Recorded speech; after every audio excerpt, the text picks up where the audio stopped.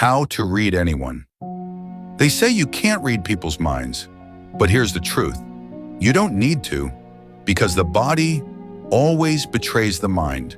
A fake smile, a nervous hand, a silence that lasts 1 second too long. If you know what to look for, you can read anyone like an open book. And Oliver discovered this the hard way. When Oliver was a teenager in Chicago, he always felt invisible. People lied to his face, friends kept secrets, and he never knew who he could trust. One day, after being betrayed by his closest friend, Oliver made a promise to himself. I will never be blind again. I will learn to see people for who they really are. He didn't turn to books first. He turned to observation. At the bus stop, he noticed something small. When people were nervous, they touched their neck.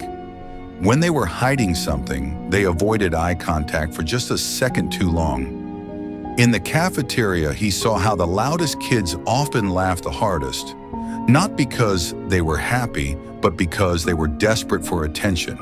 In class, he noticed how the quiet ones tilted their heads slightly when they were truly interested, but stared blankly when they were pretending. Day after day, Oliver became a detective of human behavior.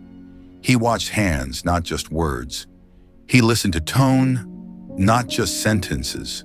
He paid attention to pauses, to the little sighs, to the way someone's body turned toward the door when they wanted to escape. And slowly he realized something powerful.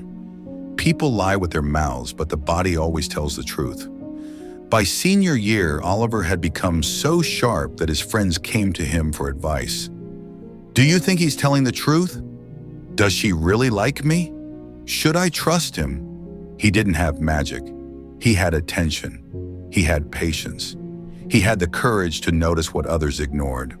But there was one moment that proved his skill more than anything else.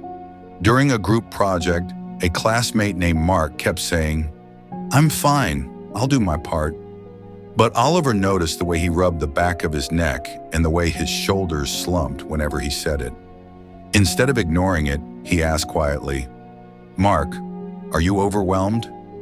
Mark froze, then admitted, "Yeah, I'm drowning, but I didn't want to disappoint anyone."